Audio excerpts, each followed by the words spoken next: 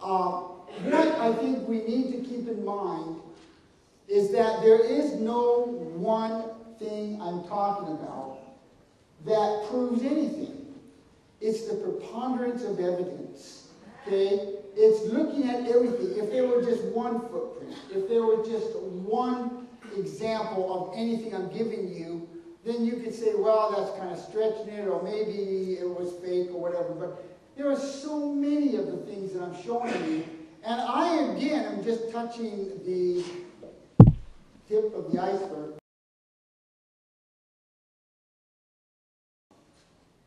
I want to talk to you about the hammer. This is supposedly an out-of-place artifact. What I'm saying is that it's not out of place. This hammer was found by a little lady named Emma Pond in 1934. This was found in an area called the Lano Uplift, which is out in London, Texas, in the central part of Texas. You may come up and look at this. This is not, of course, the real hammer. You can't, no one's going to see the real hammer now. You know, it's locked up. This hammer was found in rock dated 400 million years ago. Okay? That's a long, long time ago. And the seashells and stuff that was around the hammer was dated at 500 million years. This is all by evolutionary dating. They dated it. Then they took this hammer and they brought it to Battelle Labs in Columbus, Ohio, the same lab that examined the moon rocks. And when they brought it to Battelle Labs, it was very curious. The hammer has two workable ends. This is iron. This is the wooden half. And part of it is coalified. So you've got this hammer. The rock around it accreted or formed around the hammer. There is absolutely no doubt about that. The rock, the hammer was there first, then the sedimentary rock came around it and accreted around the hammer. You did not have any evidence of this hammer having been put there after the fact. Okay? So Battelle Labs examined this, and they took a part of the hammer, a line, a straight, and analyzed it. The analysis of the hammer came out that it was composed of 96.6% iron, 2.6% chlorine, and 0.74% sulfur. 2.6%, there was no nickel, there was no carbon, no silicon.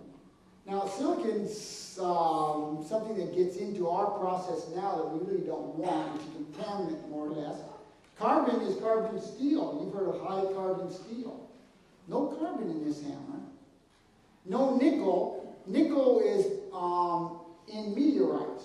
So this wasn't made by some outer space person with meteorite metals or something. It was common metal to our time. But chlorine is a gas. And right now, today, as I speak, they cannot make a solid object putting together chlorine and iron. Can't do it. They have not. This is a metallurgy that's beyond the 21st century. Okay? And this was done by Battelle Labs. And there's no doubt that this hammer is sitting down there in rock dated between 400 and 500 million years ago, when there wasn't supposed to be anything but a few trilobites and stuff of this nature. This rock was embarrassing in some other respects too. The hammer. The hammer was fairly firm. It was hard. Well, it had to be. If the evolutionists thought it lasted that long, or couldn't have. But think of it as a creationist, we're looking at something from the antediluvian world. You're looking at a hammer from the antediluvian world. Did they have, when Solomon said, there's nothing new under the sun, he wasn't just saying that because he was kind of, he opened the refrigerator and he couldn't find anything different to eat. See, Solomon meant that. The most brilliant man, examining everything, said, everything I think of, everything I see, everything I go back and study and look at, has already been thought of, looked at, seen before. It's a weariness of the flesh to do all this studying because there's nothing new under the sun. When Battelle Labs took this hammer and took the scrape off of it to analyze it, they came back a couple years later and they noticed that it had not rusted. Okay, only like in a tiny little couple spots, but I mean essentially no rust. So they looked for rust and found just a little bit of rust. And they said, we're going to analyze it. So they analyzed the rust. Rust comes in 3 forms. 2 irons, 3 oxygens, 3 irons, 4 oxygens, or an iron and an oxygen. That's 3 forms of rust. As the oxygen meets the iron, then there's the rust that forms. They analyzed and it wasn't Fe2O3. That's a real common rust that we have now.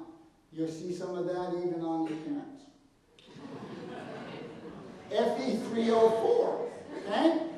There's a very common rust. It wasn't Fe3O4. It was FeO, okay? Battelle Labs said this rust is this iron oxide. Now, iron oxide is formed as rust under 2 types of environmental changes. Number 1, it has to be under at least 2 atmospheres of pressure. Number 2, it has to be in an environment void of ultraviolet radiation. Okay, does that sound familiar? Yeah.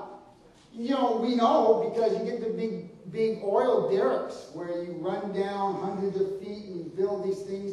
The iron down there will rust because you get it down lower far enough, you have no ultraviolet radiation penetrating into the water, and you actually have this kind of a rust. But here's a hammer being used on the surface of the earth that looks very antediluvian according to creation theory.